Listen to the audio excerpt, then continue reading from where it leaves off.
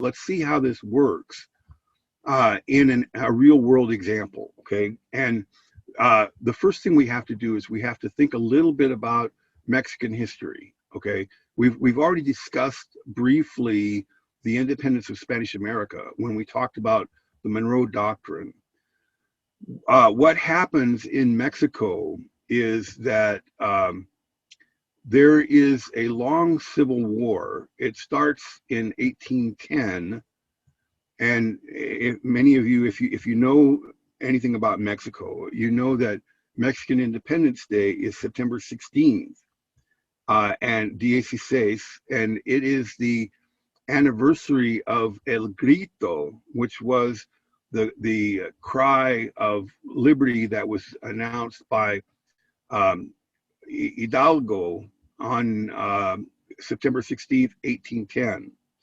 So that's the day that they celebrate independence, but they didn't actually gain independence until 1821. Okay, so it's kind of like in the United States, we celebrate American independence on July 4th, but America didn't actually gain independence until 1783. You guys follow what I'm saying? So at any rate, the point here is that Mexico becomes an independent country in 1821. When it becomes independent, the first government that's installed is a constitutional monarchy, but that government doesn't last very long.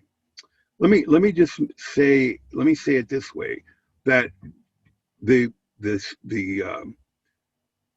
controversy that plagued the United States in the first administration over what kind of a country is the United States. Is it an economic powerhouse, a conservative state, or is it a liberal state? Every other independent country attaining independence during this period of time experienced something similar.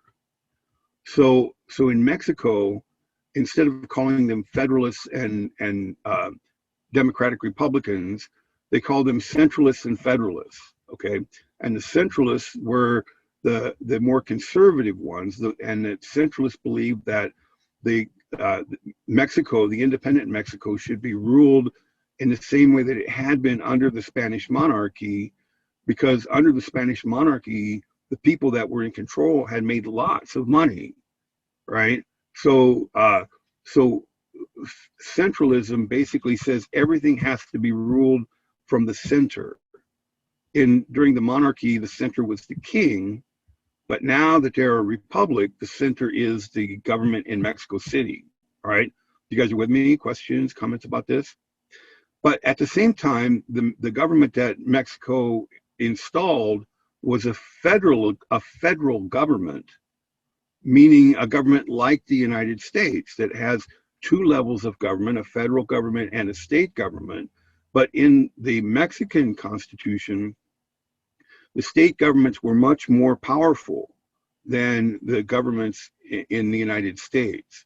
Okay, and the result of that was that the Federalists believed that most of the authority in the country should reside in the states rather than in the central government. So it's very similar to what happened in the United States.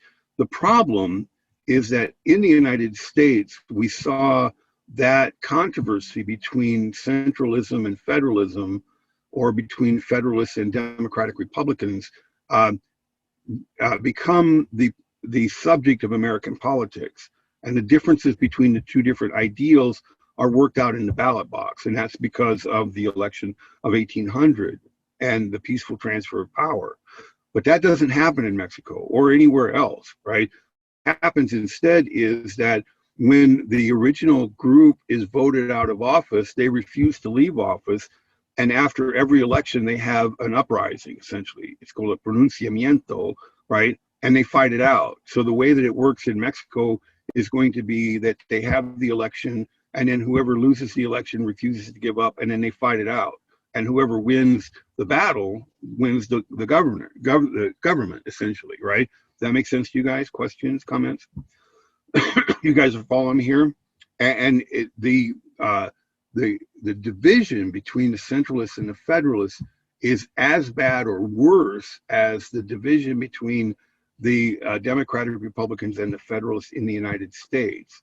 And essentially what it means is that they're willing to kill each other, okay, in order to gain control of the government. All right, you guys are all with me with this? Questions, comments? So the first government that was actually enacted in, like I said, in Mexico was a Federalist government. And during this time of the Federalist government, there was one of the problems that Mexico had was the northern frontier. Because the northern frontier, let me just show you a map here. The northern frontier consists of all of these territories, okay? And these territories are very sparsely populated by Mexicans, okay? The Hispanic lifestyle, Hispanic culture is an urban culture, and they don't want to live out in the middle of nowhere, a little house on the prairie, right? And so most of the population of Mexico was concentrated in the cities. And since there really weren't any cities in this vast northern territory, hardly anybody went there, and they couldn't even get people to go there. They couldn't even lure people there or bribe them to go there. And the problem was that the border between the United States and Mexico was fluid. Nobody actually really knew where it was, and beyond that, that Americans and others, particularly Americans, I mean the Russians and the British, also had their eyes on California, right, and Texas. But the Americans are very aggressive about their ideas of taking this territory. So Mexico, when it becomes independent, is concerned about the integrity of their border. All right, you guys are with me? Questions, comments about this? You guys are all following me here, right? Okay, so now in the 1830s, 1820s, there was an economic downturn in the United States, and there was a group of people who decided that they wanted to emigrate to find better opportunity. And they were led by this guy, Moses, not Moses from the Bible, but Moses Austin, right? Moses Austin went to Mexico City to negotiate moving into Texas, bringing a group of people into Texas. And he received permission to bring these people into Texas. The agreement was that he could bring in 20,000 settlers, but that those settlers had to become Mexican citizens, and they had to swear allegiance to Mexico. They had to learn how to speak Spanish, and they had to become Catholics. All right. And so here these people are faced with the opportunity to get free land, and keep in mind that land is still considered to be wealth, right? These people are faced with the possibility of attaining free land if they learn how to speak Spanish. And so they say, "Hola, I'm Mexican," right? And so they all move in, and there's actually a concentration of Americans in Texas.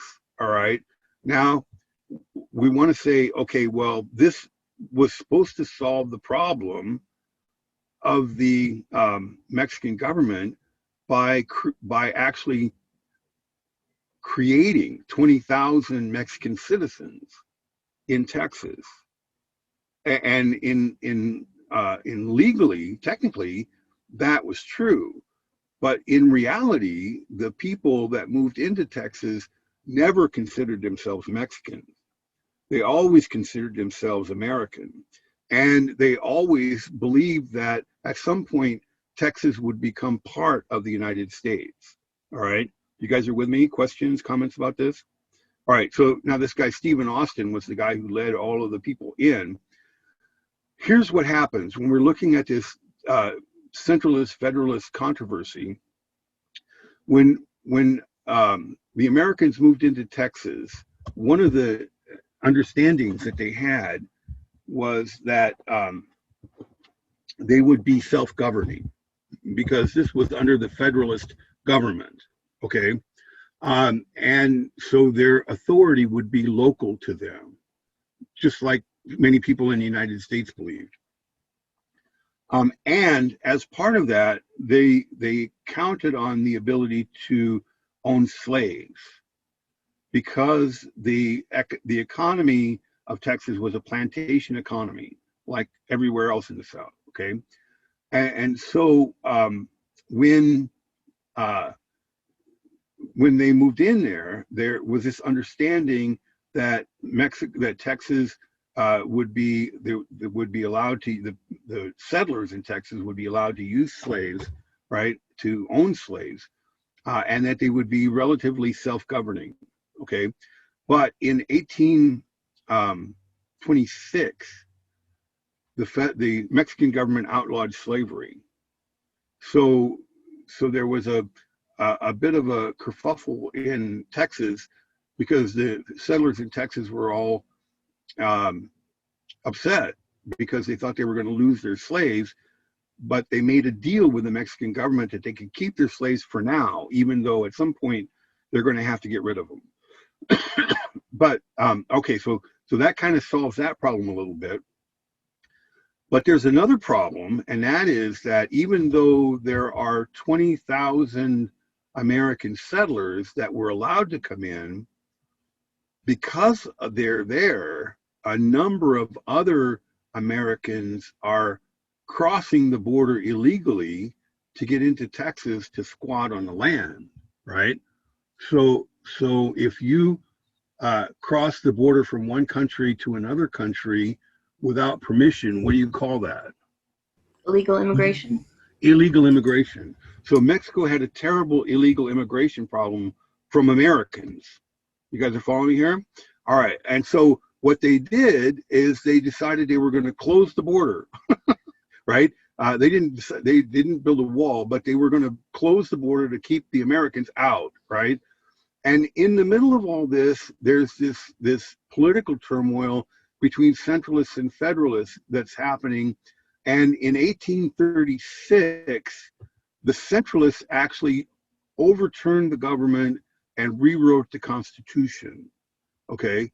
And that Constitution then placed the power in Mexico in the central government, which meant that Texas now could no longer rule itself, that it was ruled directly by the central government in Mexico.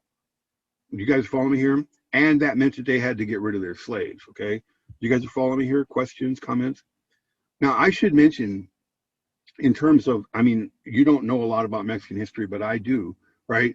That when the centralists took over, Texas declares independence, but Texas isn't the only place. There were a number of different states in Mexico that declared independence because they felt that their power had been curtailed with this idea of the what's the word I'm looking for, centralist government taking power away from the states. Okay, but what happens in Texas is that the Americans in Texas declare independence, and then they vote. They create a government, a constitutional government, and they apply for admission to the United States. Okay. Now, I want to mention a couple things here about that. The first one is when Texas declared independence, they declared their territory to consist of everything north of the Rio Bravo.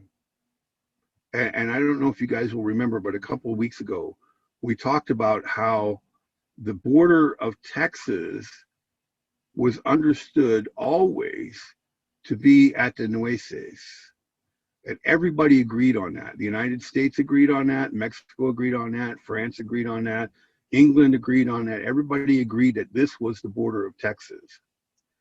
When Texas declared independence, they said the border was at the Rio Bravo. Why did they say that? Well, the reason why was because, if you guys will recall, when they were negotiating the Treaty of Adams-Onis, which was negotiating the treaty between the United States and Mexico over the boundary, that the United States had opened its arguments with the Rio Bravo or the Rio Grande, and that was an open kind of bargaining chip, right? And at the end, they settled for the boundary here at the Sabine. Okay, you guys are with me? So from the point of view of after the Treaty of Adams-Onis, from the point of view of the United States, the border of Texas was at the Nueces. Actually, from the point of view of both the United States and Mexico, the border of Texas was at the Nueces, and the border of the United States was at the Sabine and the Red, and that the Rio Bravo wasn't anything. Okay, you guys follow me here? You guys need to pay attention because this is going to be important in a minute. It's a little complicated, but it's important. Okay, so Texas declares that its border is at the Rio Bravo, and then that's when you're going to see the invasion of Texas from Mexico, led by Santa Anna. Santa Anna was President Antonio Lopez de Santa Anna, and he leads an army into Texas to try to force Texas back into compliance, I guess, or into union with Mexico City, and he's defeated. He wins a battle at the Alamo. You guys have all heard of the Alamo, and if you've ever been there, you'll see that it's like a shrine where Texans celebrate their freedom. And we'll just leave it at that for now. But at any rate, the Mexicans won the battle at the Alamo, but they lost the battle at another place just near Houston called San Jacinto. The Mexican army was defeated, Santa Anna was captured, and he was forced to sign a document recognizing the independence of Texas. Okay, so Texas becomes independent theoretically in 1836, even though what happens after that is that Santa Anna is freed, and then he denies that he actually, he said he signed the paper under duress, and everybody in Mexico denies that Texas is independent. And every Mexican government swears that they're going to eventually force Texas back into the Union, but they can't do it right now because they're too busy fighting each other. Okay, so the political unrest in Mexico prevents any trying to force Texas back into Union, but at the same time, everybody in Mexico believes that Texas is part of the Mexican territory. You guys follow what I'm saying? And it's a big political issue. If anybody ever says in Mexico, "Oh, just let Texas go," they're considered to be a traitor. And any government that considers giving up Texas can't last.